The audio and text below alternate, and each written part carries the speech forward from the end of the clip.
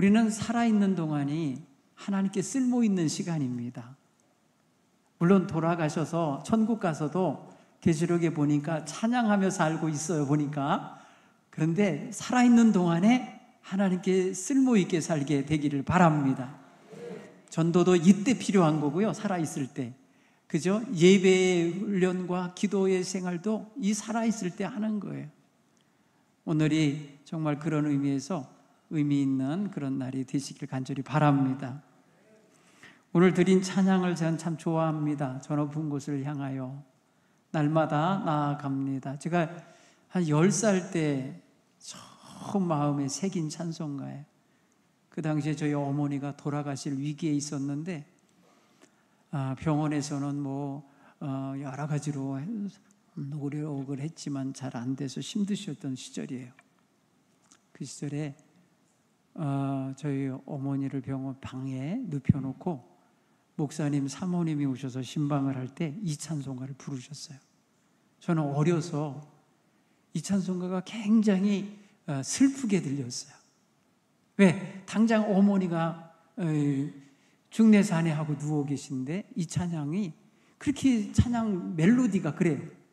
그런데 내용을 철이 들면서 내용을 묵상하다 보니까 천국을 사모하는 마음이 담겨 있는 거예요. 천국의 소망을 노래한 거예요. 예. 그래서 너무나 이게 그 당시에 저희 어머니가 돌아가실 것 같으니까 천국 소망을 가지라고 불러주신 찬송가구나, 제가 그렇게 느껴져요. 그 당시에 저희 어머니 나이가 31살인가 2살밖에 안 됐을 때예요. 얼마나 젊은 세대입니까? 그런데 그렇게 힘이 드신 순간이 있었는데, 여러분, 하나님의 말씀이 담긴 찬양, 신앙의 고백이 담긴 찬양, 그리고 하늘나라를 소망하는 이런 찬양은 우리의 삶 속에 너무나 소중한 그러한 힘을 주신다고 믿습니다. 오늘 저와 여러분이 그러한 소망 중에 사는 성도인 걸 깨닫기를 바랍니다. 자, 한번 따라할까요? 나는 택함 받은 사람이다. 이게 얼마나 소중한 고백인지 몰라요. 이 세상 얼마나 많은 사람이 살고 있습니까? 이 속에서 하나님이 나를 빼어놓으신 거예요. 빼어냈다, 픽업했다, 이렇게 셀렉트했다, 선택을 하신 거예요. 골라서 이렇게 옮겨놓으신 거예요. 구별해서. 그래서 거룩한 거예요. 성도라는 말을 쓰는 거예요. 성도. 여러분, 오늘 우리는 그런 면에 있어서 그 거룩할 성자가 우리의 호칭 속에 들어있어요. 네. 제가 서울에서 목회하던 시절에 어느 성도님이 큐라박스를 선물로 보내셨어요. 뭐랄까요? 그 타이 딱 붙어 있는 그 끈이 있잖아요. 그것도 잘라지지 않아 있고, 테이프 붙인 거, 농장에서 붙인 거 그대로 그냥 붙어 있고, 그러니까 과일 가게에서 한 박스 주세요 해갖고 사셨을 것 같아. 그렇죠? 저희 가정에 갖고 오셨어요. 손님도 오고 그래서 접대하려고 딱 열었는데 다 썩었어요. 여러분, 귤 살 때 앞으로 열어보고 사셔야 돼. 박스 열어보고 개봉하고 테이프 다시 붙여도 상관없으니까. 그렇죠? 왜 그러냐면 얘가 한 번 썩으면요, 하나가 썩으면 다 번집니다. 여러분, 그런 경험 보셨어요? 곤란해 보신 적 있으세요? 거기서 제가 골라야만 했어요. 안 상한 걸 골라야만 했어요. 몇 개 안 나왔어요. 폭삭 썩었기 때문에. 저는 그거 썩은 거 골라내면서 그런 생각을 했어요. 노아의 시대가 이랬겠구나. 부패하여 인간이 죄악이 관영해서 부패해서 더 이상 쓸모없는 인생들로 판단되셔서 싹 쓸어버리리라, 이렇게 판단하시고, 그 중에서 그래도 골라낼 사람이 있나 보니까 노아예요. 노아의 가정을 함께 쓸어버릴 수가 없었던 거예요. 그래서 그 가정을 꺼내 옆에 두시면서 이들을 다 쓸어버리겠다 계획을 하시고, 이 꺼내놓은 노아에게 하나님께서 명령을 내리신 거예요. 그게 오늘 본문의 말씀이에요. 사랑하는 성도 여러분, 우리가 이 많은 세상 사람들 속에서 하나님께서 선택하셨다고 하는 이 분명한 선민의식이 있으시면 정말 영적으로 구별되게 살 수 있는 힘도 함께 얻게 될 줄 믿습니다. 자기 구별 능력이 생깁니다. 하나님을 늘 인지하고 하나님의 눈길을 늘 인식하고 살 수 있는 영적 감각이 살아있게 됩니다. 내가 선택받고 내가 하나님께 택함받은 사람으로서, 택함받아진 사람으로서 하나님께서 나를 보고 계시고 알고 계시고 나를 돕고 계시고 나를 인도하고 계시다는 사실을 늘 깨닫고 사는 우리 성도들이 되길 바랍니다. 두 번째로 우리는 이런 의식이 있어요. 따라서 해볼까요? 나는 사명을 받았다. 오늘 노아는 사명을 받습니다. 택함받는 과정에 하나님의 은총 속에 들어가게 하시면서 동시에 그로 하여금 구원의 방주를 만들 수 있도록 자기들의 생명을 보존할 수 있는, 그리고 하나님의 피조물들을 살릴 수 있는 그러한 방주를 만드는 사명을 주십니다. 오늘 그가 받은 사명, 그의 인생 일대에 한 번도 해보지 않은 사명이에요. 한 번도 경험이 없는 그러한 일을 해야 돼요. 배를 만들어, 여러분 그 땅에 배를 만들어서, 그 육지에서 배를 만들어서 사용할 일이 없잖아요. 바닷가에 사는 어부라면 몰라도. 거기다 대고 이해가 안 가는 배를 만들려고 하는데 규모가 어마어마하게 큰 거예요. 오늘 성경에 그 규모 이야기가 나오는데 다시 이렇게 복원할 수는 없다고 그래요. 그게 너무 치수가 요즘에 쓰지 않는 규빗이라고 하는 단위로 써 있어요. 보니까 여러분 150m, 300규빗짜리예요. 길이가. 넓이가 25m짜리예요. 높이가 15m짜리예요. 그거를 내부에 칸막이를 해서 3층으로 만들어야 됐어요. 그리고 그 사이사이에 역청을 갖다 바르라 그랬어요. 방수를 하는 건데 그 역청이 다른 게 아니라 막 땅속에서 사막 지역에서 솟아오르는 석유 나오면 타르 있잖아요. 까만 끈적대는 그 타르 갖다 바르는 거예요. 이게 보통 어려운 일이 아니죠. 그런 어마어마한 일을 노아에게 주셨을 때 노아 마음이 어떻겠습니까? 무척 심겹지 않겠어요? 버겁다 이렇게 느껴지지 않겠어요? 너무 어렵습니다. 하나님, 안 해본 것입니다. 너무 힘든 일입니다. 우리 가족 요 소수의 인원으로 이거를 이루어낼 수가 없습니다. 이런 핑계가 생길 만한 그런 엄청난 일이 아니겠어요? 그런데 성경에는 일체 그러한 것에 대한 반문이나 아니면 의문을 제시하거나 아니면 못하겠다고 하는 거부 반응을 나타내지 않고 있다는 거예요. 그런데 여러분, 우리는 행간을 좀 읽어봐야 돼요. 하나님의 명령이 떨어지고 돌아갔을 노아가 집에서 가족들하고 의논도 해야 되고 그리고 대화를 해야 되지 않았겠어요? 굉장히 힘겨운 느낌이 가족들에게 전파됐을 거예요. 그러면 가족 중에 누군가는 난 못해요, 아버지 혼자 하세요, 난 이거 안 할래요, 이렇게 반대할 자식도 나올 법하지 않아요? 오늘 성경에는 일체의 그러한 언급이 없어요. 성경은 단순히 무엇을 말하냐, 하나님의 명령이 떨어졌고 노아는 순종했다고 하는 이 두 개, 명령과 순종으로만 딱 기록이 되어 있어요. 그런데 그 과정이 얼마나 어려웠을까? 나무 베기는 어떻게 했고, 나무는 어떻게 운반해 왔고, 나무는 어떻게 켰고, 나무를 어떻게 조립했고, 이런 과정은 일체 설명이 없어요. 그런데 우리는 그 규모를 생각했을 때 어떤 나무 하나 갖고도 만들 수 없는 거라는 걸 알아요. 수많은 나무를 베어오는 과정이 필요했어요. 생나무를 가져다가 할 수 없으니까 또 건조도 해야 되고 그걸 켜야 되고 그것을 규모에 맞게 잘라야 되고 오르내리며 들고 날라야 하는 과정이 있지 않았겠어요? 그게 성경은 한마디로 그냥 줄여놨어요. 마지막 절에 노아가 하나님이 자기에게 명령하신 대로 다 준행하였다. 야, 성경은 너무 간단하게 말해요. 여러분, 다 준행하기까지의 겪은 그 고난, 그 힘겨움은 일체 말하지 않아요. 성경은 뭘 전하고 싶은 걸까요? 인간의 세세한 그 감정과 일하는 과정 속에 오는 어려움과 실제적으로 있을 법한 이런 일들을 축약해놨어요. 너무 많이 축약해놨어요. 그래서 이 노아의 이야기 6장만 가지고 영화를 만든 내용들 보면은 별의별 상상이 거기 다 들어갔어요.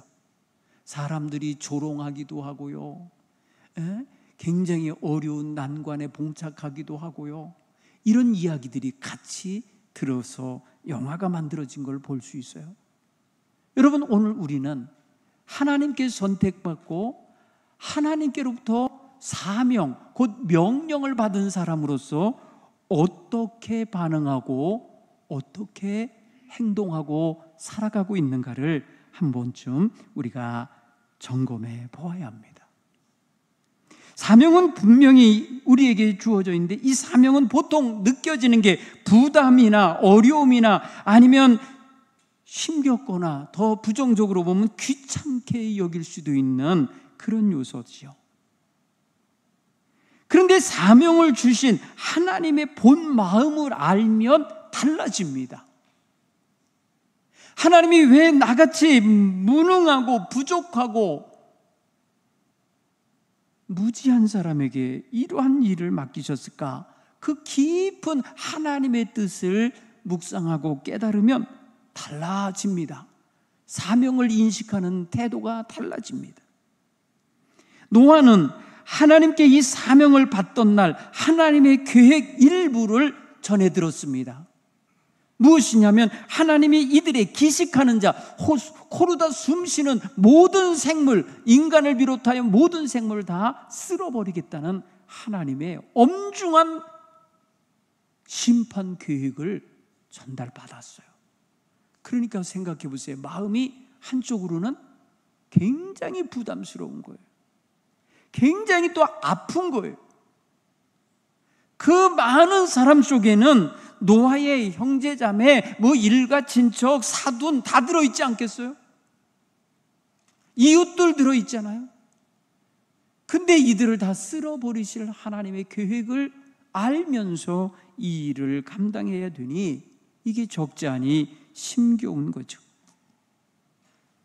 여기 성경은요, 하나님이 노아에게 직접 말씀을 하실 때 표현인지 모르겠으나 이렇게 표현해요. 사람들의 마음에 생각하는 모든 것이 악할 뿐이고 하나님은 땅 위에 사람 지은 것을 한탄하시고 마음에 근심하셨다, 후회하셨다. 이런 하나님의 마음에 인생들에게로부터 실망하신 모습이 낱낱이 기록이 되어 있어요. 노아는 하나님이 이들을 심판하시겠다는 그 사실 속에서 하나님의 실망감이나 마음에 탄식하시고 한탄하시는 마음을 느꼈을 수 있어요. 그러니 자기가 받은 사명, 곧 방주를 만드는 어마어마한 일도 힘들지만은 심리적으로 한쪽에 이 나머지 사람들이 다 죽을 날이 다가오고 있구나를 알 때에 얼마나 마음이 부담스럽냐는 거예요. 사랑하는 성도 여러분, 오늘 우리는 노아와 같은 위치에 있었을 때 그 자리에 있다면 우리는 과연 이 모든 일에 어떻게 응답하고 반응하며 처신했을까 생각해 보게 돼요. 인간의 육신은 한계가 있습니다. 그래서 평소에 안 하던 고된 일을 하면 너무나 피곤해요. 너무나 힘이 들어요. 그래서 하루 일하고 일주일 쉬어야 되는 사람도 있어요. 노아 나이 적지 않았습니다. 그리고 평소에 하던 일이 아닙니다. 이 어마어마한 일을 하면서 불평 한마디 안 할 수 있는 자세는 무엇일까? 어떤 자세여야 이게 가능한가 생각을 해요. 그렇게 만든 게 뭘까? 오늘 저는 우리 성도님들이 사명받은 노아처럼 어떻게 하면 하나님 앞에 하나님이 원하시는 대로 행하며 그 분부하신 바 어마어마한 사명을 잘 감당할 수 있을까? 이것을 생각해 보는 시간이 됐으면 좋겠어요. 우리는 크고 작은 사명자들입니다. 역할이 있습니다. 메인 사역을 하는 사람도 있고 보조 사역하는 분도 있어요. 그리고 이것저것 다양하게 사역의 분야에서 몸들여서 헌신하는 분들 계셔요. 교회적으로 나는 아무것도 안 하고 그냥 예배만 드리고 다니는 사람도 있을 수 있어요. 그러나 중요한 것은 하나님은 우리가 다 쓸모가 있으시기 때문에, 필요하시기 때문에 어느 한 사람도 어느 한 달란트도 소용없다 하시지 않으며 다 들어 쓰시기를 원하고 계십니다.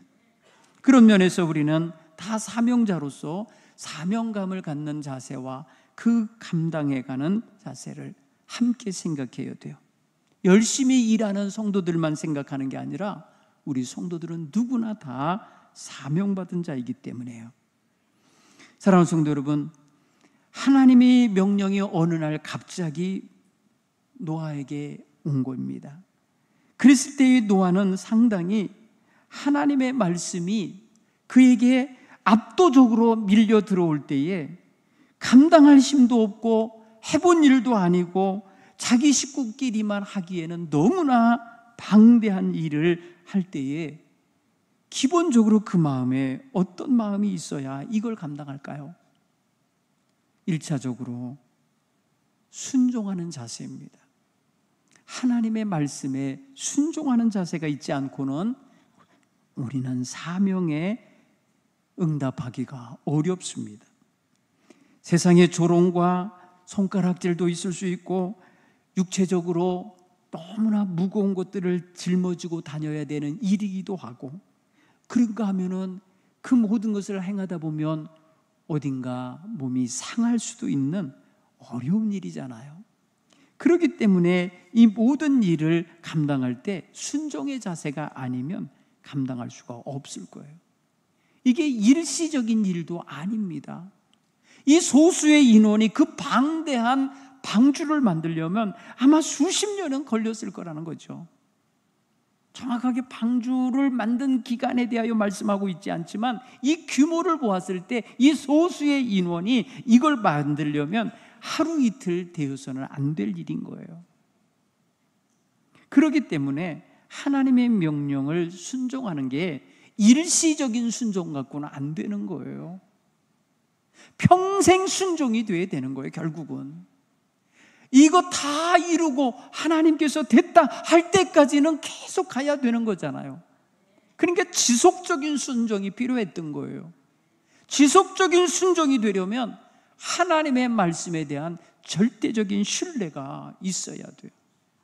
절대적인 믿음이 없이는 절대적인 순종이 나올 수가 없어요. 사랑하는 성도 여러분, 오늘 우리의 믿음의 자세에 하나님의 말씀에 대한 절대 순종을 위한 절대적인 믿음을 다 소유하실 수 있기를 간절히 축원합니다. 어떠한 조롱이 오고 어떤 핍박이 오고 어떠한 어려움이 밀려온다 하여도 포기하지 않을 수 있는 강력한 순종의 힘이 바로 믿음으로부터 나온다는 것을 깨닫기를 간절히 축원합니다.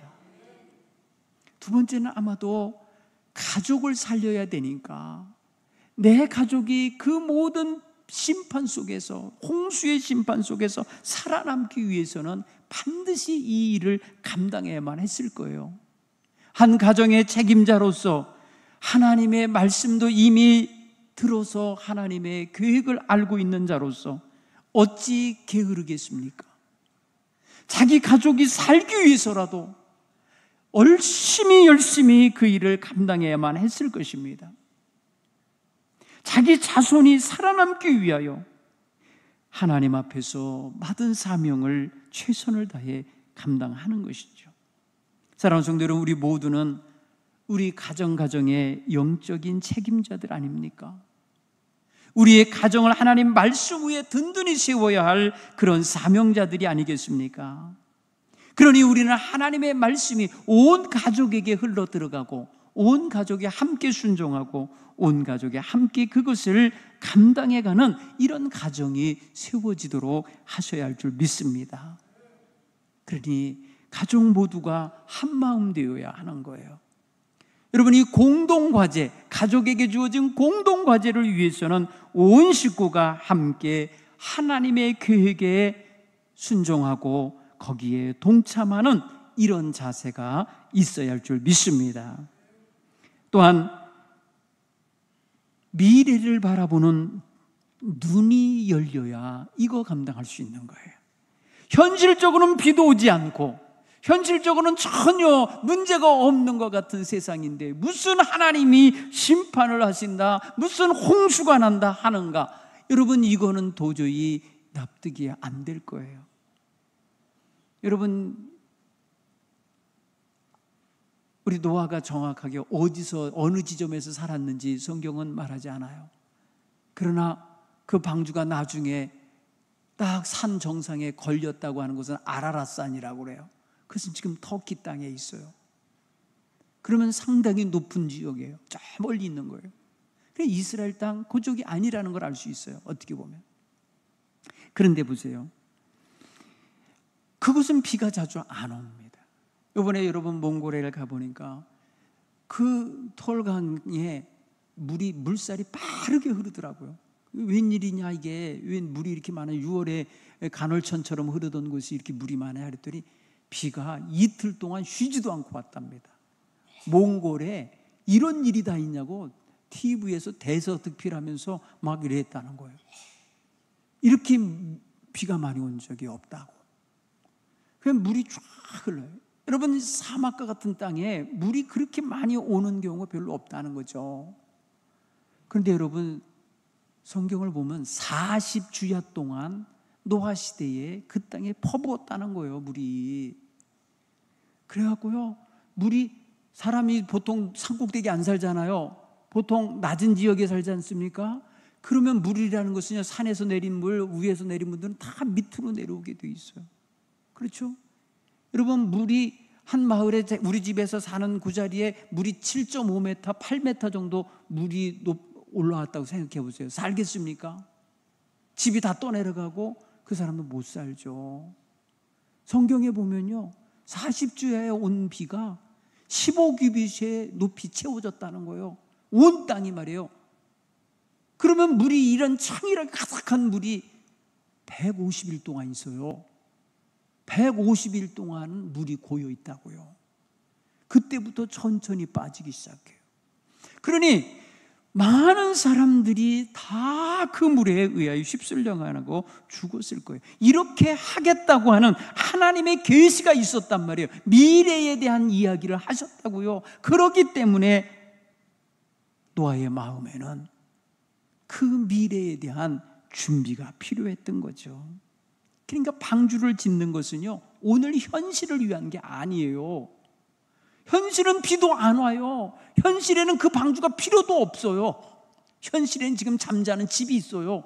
당연히 필요 없죠. 그러니까 지금 현재만 바라보면 결코 방주를 만들지 않을 거예요. 하나님의 말씀을 믿으니까 말씀 속에 담긴 미래가 물 속에 들어갈 거라는 거잖아요.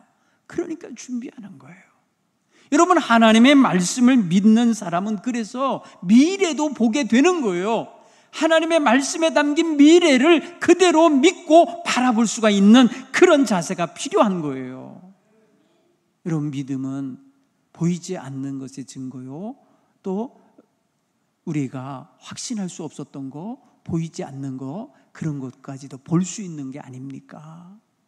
오늘 저와 여러분의 마음속에 노아와 같이 절대적인 순종을 하려면 기본적으로 이러한 믿음과 책임감과 미래를 열어가는 자세가 있어야만 할 줄 믿습니다.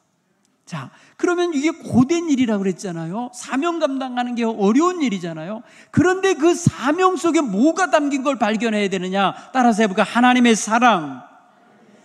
우리 가정을 구원하시려는 하나님의 사랑이 거기 담겨 있는 거예요. 여러분, 사명 감당하는 게 어렵고 힘들어서 내팽개치면 안 돼요. 그건 축복이 담겨 있는 거예요. 이미 나에게 그걸 주셨다고 하는 사실은 나를 하나님께서 인정하신 것이고, 내게 주신 사명을 통해 내게 하나님의 축복과 사랑이 임할 기회를 주신 것이라 믿습니다. 노아가 그 남다르게 쾌락하고 즐기고 탐닉하는데 시간을 쓰지 않고 방주를 만드는, 하나님 말씀을 순종하는 데 시간을 썼잖아요. 여러분, 방주를 만드는 동안에 노아의 가족은 어마어마한 기회 비용을 투자한 거예요. 여행 갈 기회, 즐기고 먹고 놀 기회, 친구들과 사귈 수 있는 기회, 여러 가지 세상 만족을 취하러 다닐 기회를 거기다 다 쏟아 부은 거잖아요. 여러분, 우리가 어떤 기회 비용을 치르는 자리는 가치 있는 자리라고 믿으시기 바랍니다. 오늘 여러분이 예배의 자리에 가치 비용을, 지금 기회 비용을 넣으셨어요. 오늘 이 시간 여러분 시장 가고 놀러 가고 잠자고 하는 거 다 가치 있고 즐길 수 있는 거잖아요. 그거 다 포기하고 이리로 오셨잖아요. 이 자리가 그래서 가치가 있는 거예요. 다른 것을 다 포기할 만큼 가치가 있는 거예요. 이게 바로 기회 비용이에요. 다른 데에 쓸 기회를 이곳에 가지고 오느라고, 이곳에 모이느라고 안 쓰고 있잖아요. 여기로 오셨잖아요. 우리는 두 번 못 살아요. 같은 시간에 동시에 두 공간에 있을 수도 없어요. 그렇다면 여러분이 있는 자리, 여러분이 행하는 행동이 가치 있는 곳에 있게 되기를 간절히 축원합니다.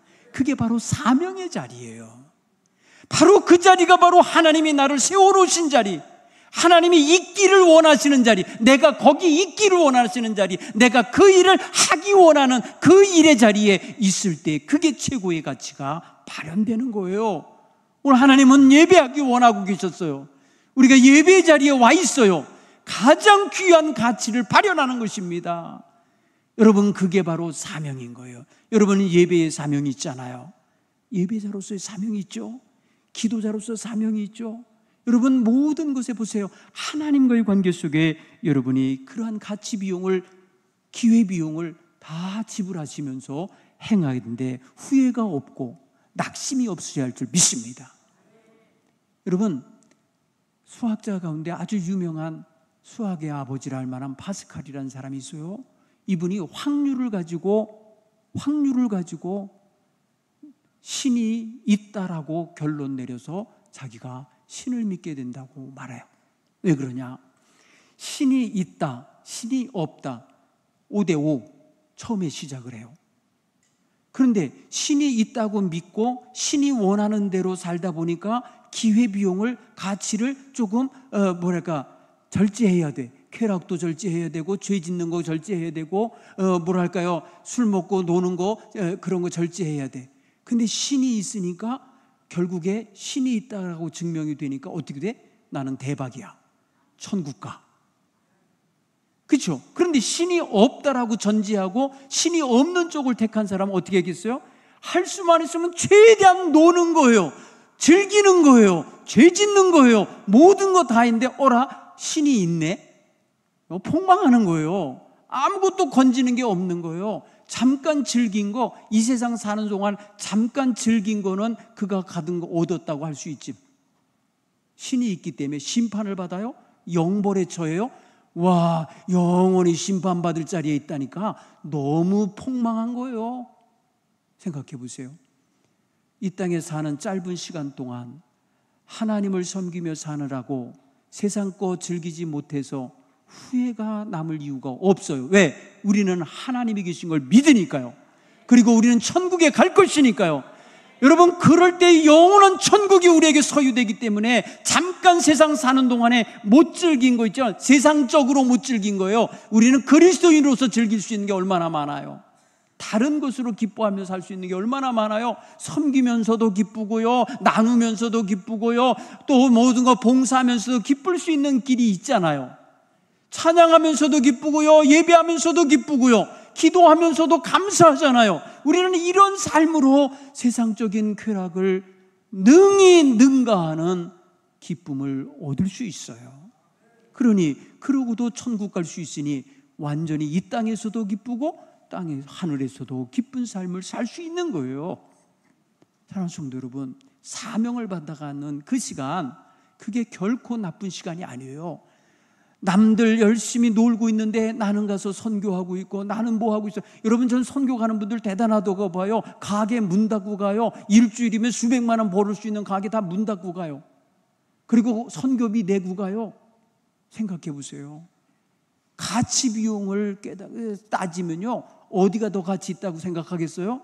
세상적으로 말하면 아무 데도 못 가고 일만 해야 돼. 그런데 시간과 물질과 기회와 모든 것들을 하나님께 드리니까 선교 사명의 자리에 가는 거예요. 사랑하는 성도 여러분, 우리는 정말 하나님 앞에서 받은 사명을 힘들어하거나 두려워하지 않기를 간절히 축원합니다.